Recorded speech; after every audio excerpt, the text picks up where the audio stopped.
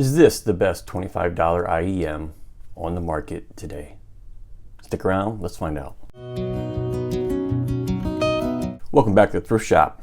Thanks for stopping in, greatly appreciated. Please, if you can, go hit the like and subscribe. We usually do it at the end, but you know what? Look, I've only got like 2,600 subscribers. I need to get more, right? I'm thinking about doing a giveaway. Add a comment down below if you think I should do a giveaway. I've got a couple items in mind. Maybe we should do it. Drive more people to this this little YouTube channel and see if we can make it grow. All right.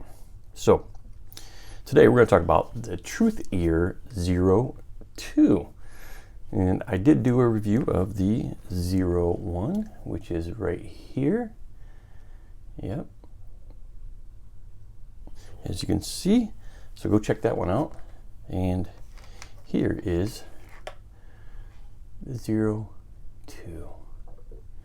So we're going to find out if this is all about rainbows and unicorns. Let's find out. So just for background, I think it's obvious right now. This is like blowing up on the internet. Like this is the IEM to have for 25 bucks. So if you got 25 bucks, yeah, you probably should go out and get this. Just because, FOMO, fear of missing out, right? But is it really that good? And let's talk about it. So I'm not sure exactly who produced it, if it's 7 Hertz or Salnotes.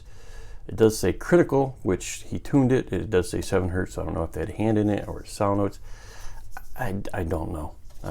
So we can see here, it is a, I don't know if you can see that. It's 32 ohm, 108 dB sensitivity. So 10 to 20,000 Hertz. And 10 millimeter single dynamic driver, 0.78 pins, 2-pin connectors. Let's get these up here a little bit closer so you can see them. Might have to adjust my light a little bit here so you can see. So what you do have here is a really, have to get the light better.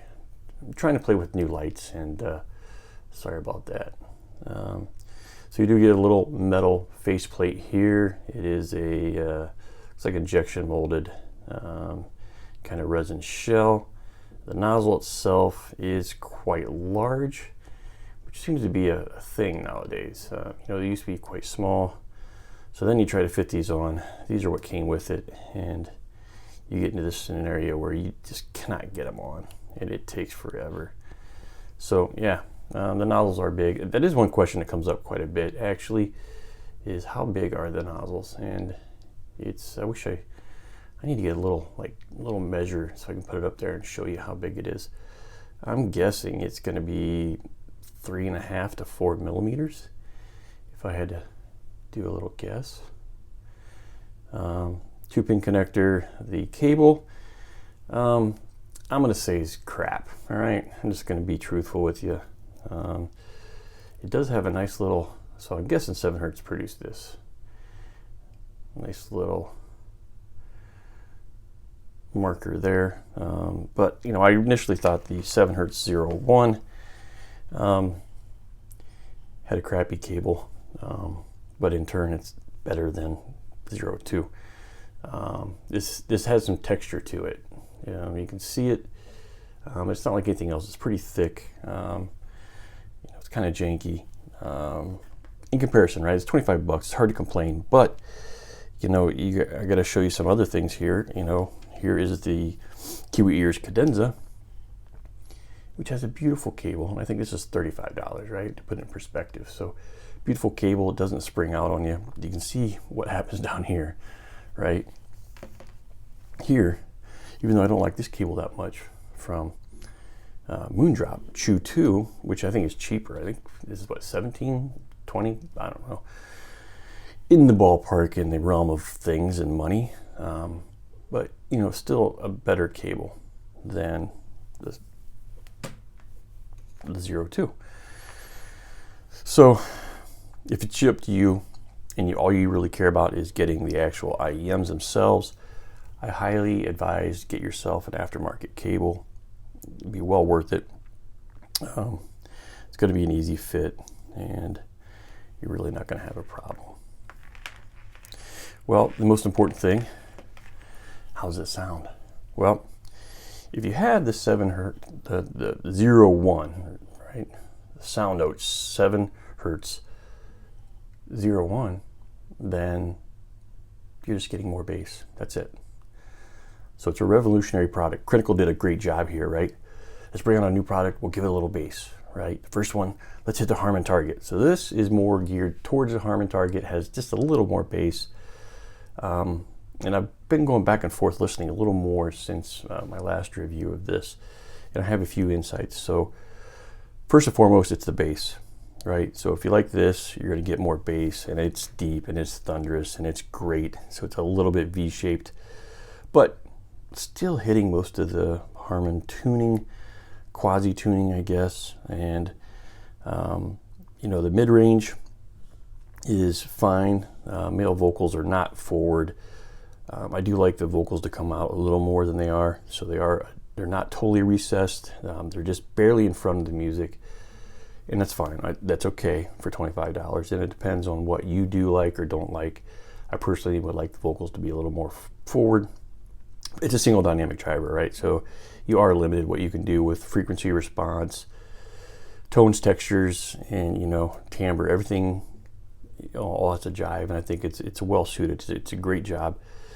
The area that I have a problem, and I found this both with the 0, 1 and 0, 2, is that I recently, I think my last review, you would have seen it sitting right here, was the topping D70 Pro Octo and the D70 or the A70 Pro headphone amplifier.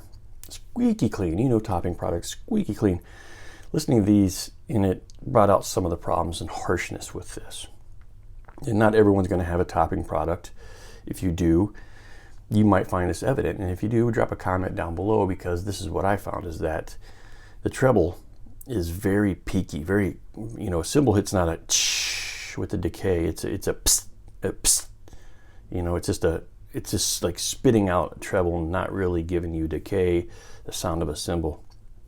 I started listening more with my iFi Pro iCan, and I could notice it now. Like once the topping stack pointed out, it's like, oh, okay. Now I can hear a little more here, because it is with the the Shit by Frost 264. It does have a lot of treble energy, very similar to the topping, but it's not as squeaky clean, and it's more of a fun sound signature.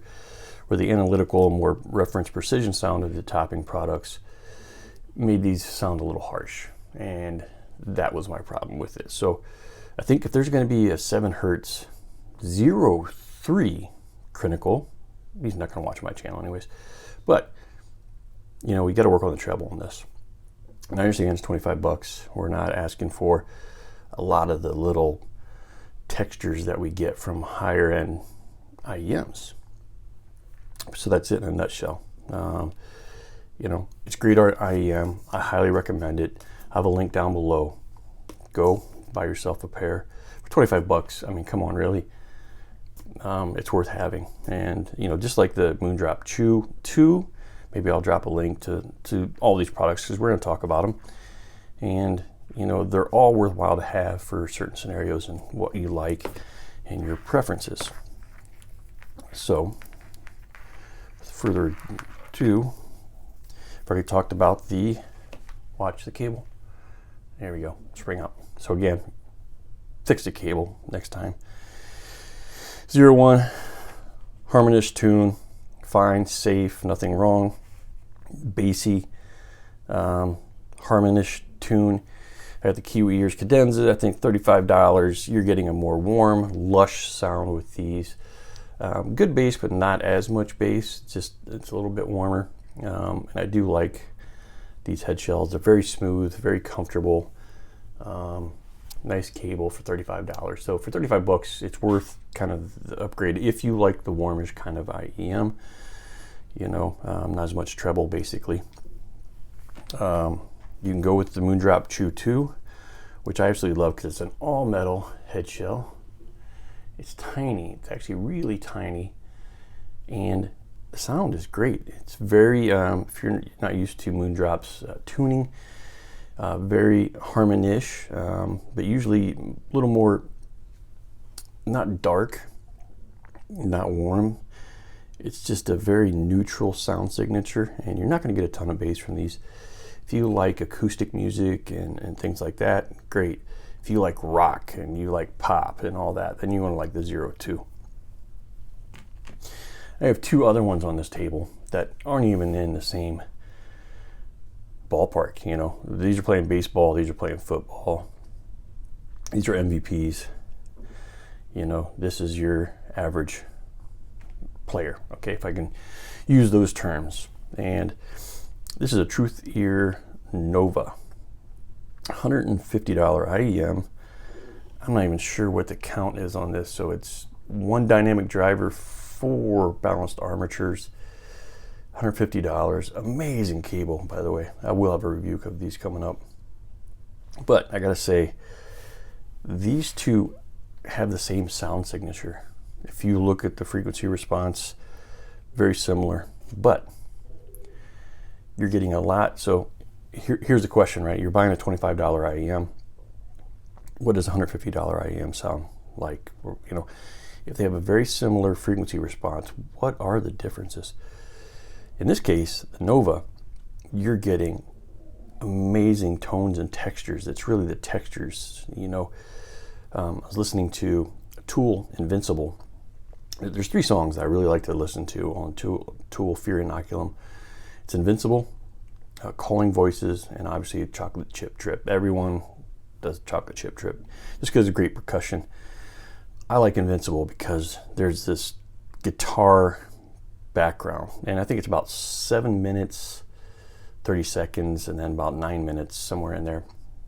Go check it out. That there's this you can hear this guitar strumming, bum bum bum bum, and I don't do it justice, by the way.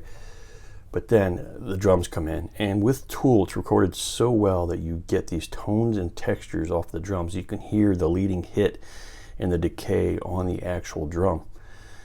With this, the 02, you don't get that. You kind of get the sound of the drum. You don't get the tone and texture of the drum. So when you go from a $25 IEM to $150 IEM, and you can even go up, and you know, obviously you can go up to $1,000 IEMs. What you're getting is basically better tones, textures. You're getting a little more character that's coming out, and it's fine, right? So you just got to understand that this is a powerhouse. Yes, it's great at $25, but it's not going to give you tones and textures that you get from other IEMs. In similar nature, another review I'll have coming out pretty soon. This is the Awful, and I don't know why they call that name. It's either so bad that it's good, kind of like shit audio. This is the Awful Magic one. Single BA for the whole frequency response. And it has a very similar sound, frequency response and sound as the Nova. I don't get as much of the texture that I get out of the Nova, but it's very, very close. And right now, this is $139, and I believe there's a coupon for like $15 off, so it's $120. Highly recommend. So if you like the 02, I highly recommend Awful Magic one. If your next step up, if you want to understand the differences, or the Nova. The Nova. This has brought me so much joy, and I can't wait to do this review because it reminds me of a HiFiMan HE6SE.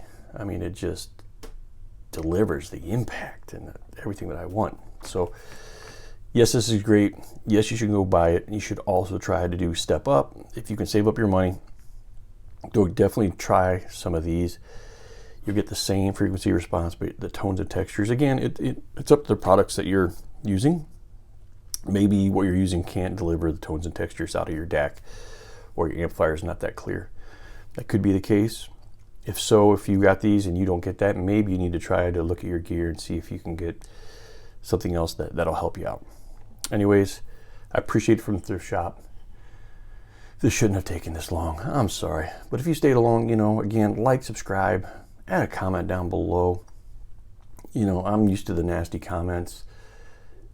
and I like the good ones. So, peace and see you later.